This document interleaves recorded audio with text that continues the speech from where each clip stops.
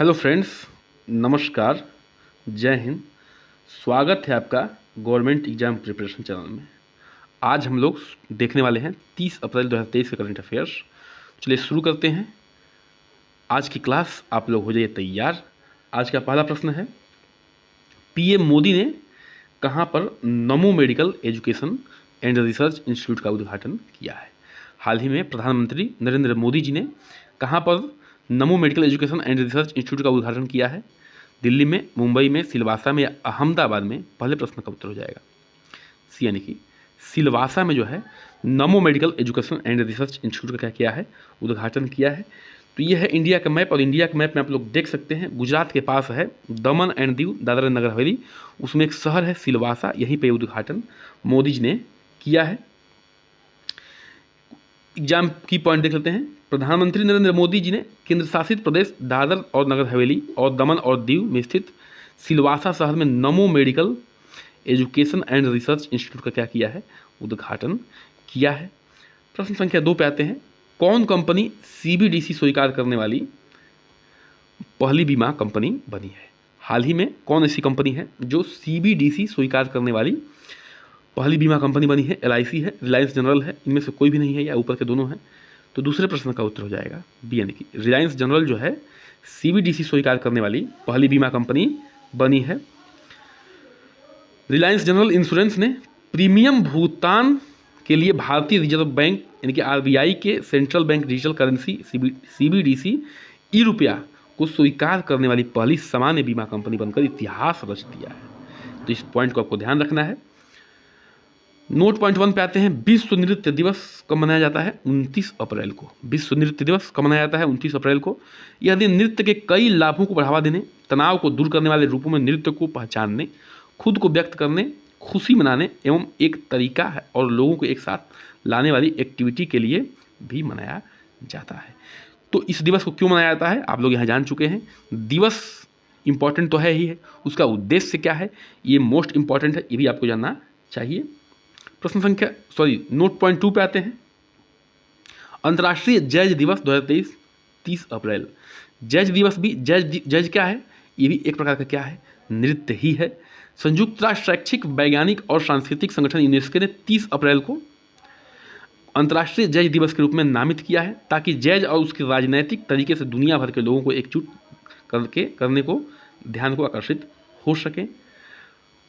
Note point 3 पे आते हैं, पीएम मोदी यानी कि प्राइम मिनिस्टर नरेंद्र मोदी जी ने सौराष्ट्र तमिल संगम प्रशस्ति पुस्तक का क्या किया है? विमोचन किया है। सौराष्ट्र तमिल संगम प्रशस्ति पुस्तक का विमोचन किया है। नोट पॉइंट 4 पे आते हैं, विश्व पशु चिकित्सक दिवस 2023 कब मनाया गया है? 29 अप्रैल को। विश्व पशु चिकित्सक दिवस 2023 कब मनाया गया है? 29 अप्रैल को। विश्व पशु चिकित्सक दिवस हर साल जो है कब मनाया जाता है? अप्रैल के आखिरी शनिवार को मनाया जाता है। कब मनाया जाता है विश्व पशु चिकित्सक दिवस? अप्रैल के आखिरी शनिवार को मनाया जाता है। इस साल यह दिन 30 अप्रैल को मनाया जा रहा है। उद्देश्य क्या है? पशु स्वास्थ्य देखभाल और पशु क्रूरता को रोकने के लिए कदम उठाने के बारे में जागरूकता फैलाना इस दिवस को मनाने का मुख्य उद्देश्य है। आगे बढ़ते हैं, प्रश्न संख्या 3 पे आते हैं, किस मंत्री ने रिफ्लेक्शंस लॉन्च किया है? अभी हाल ही में किस मंत्री ने रिफ्लेक्शंस लॉन्च किया है? निर्मला सीतारमण जी ने, अमित शाह जी ने, राजनाथ सिंह जी ने या नरेंद्र सिंह तोमर जी ने? तो चित्र तो दिख ही गया होगा आपको। तीसरे प्रश्न का उत्तर हो जाएगा यानी कि निर्मला सीतारमण जी ने। तो ये हैं चित्र में अपनी देश की union finance minister Nirmala Sitharaman ji, इन्होंने ही रिफ्लेक्शंस लॉन्च किया है। इस किताब को रिफ्लेक्शंस एक किताब है, इस किताब के लेखक कौन है? नारायण बागुल। कौन है? नारायण बागुल, जो भारत के वित्तीय परिदृश्य में अपने कई दशकों के अनुभवों को विस्तृत विवरण प्रदान करते हैं। ठीक है, नारायण बागुल क्या करते हैं?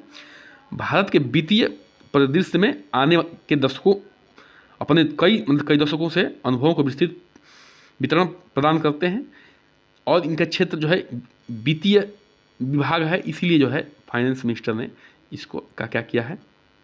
अनावरण किया है। प्रश्न संख्या 4 पे आते हैं, किस संगठन के वैज्ञानिकों ने सिमुलेटेड चंद्रमा धूल से वैक्यूम वातावरण में ऑक्सीजन निकालने में सफलता हासिल की है? किस संगठन के वैज्ञानिकों ने सिम्युलेटेड चंद्रमा धूल से वैक्यूम वातावरण में ऑक्सीजन निकालने में सफलता हासिल की है? इससे क्या दिख रहा है, चंद्रमा पर जीवन जो है जीने के आसार दिख रहे हैं, इसलिए ये पॉइंट इंपॉर्टेंट हो जाता है। तो नासा ने किया है ऐसा कारनामा, इस पे एक्स ने किया है, इसरो ने किया है, इनमें से कोई भी नहीं। चौथे प्रश्न का उत्तर हो जाएगा, यानी कि नासा ने ये काम किया है। आगे बढ़ते हैं, प्रश्न संख्या 5 पे आते हैं और आज के अंतिम प्रश्न पे भी।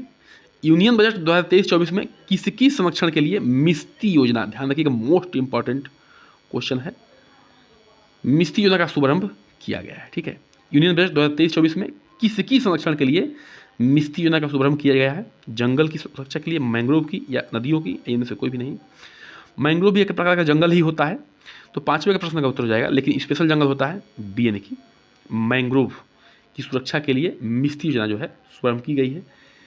तो आप लोग चित्र में देख सकते हैं, इस प्रकार के होते हैं मैंग्रोव जंगल, जो कि समुद्र के किनारे पाए जाते हैं और ये समुद्र की लहरों को रोकने में सहायता करते हैं। इसके बारे में कुछ जान लेते हैं। मिस्टी का फुल फॉर्म क्या है? Mangrove initiative for shoreline habitats and tangible incomes. ठीक है, एक बार और पढ़ देता हूँ, mangrove initiative for shoreline habitats and tangible incomes योजना का उद्देश्य भारतीय तटों पर मैंग्रोव परिस्थिति को संरक्षित और पुनर्जीवित करना है। इसी के साथ जो है आज का सेशन हमारा समाप्त होता है। कृपया करके चैनल को सब्सक्राइब करिए, लाइक करिए, शेयर करिए, कमेंट करिए, बन रहिए हमारे साथ। नमस्कार, जय हिंद।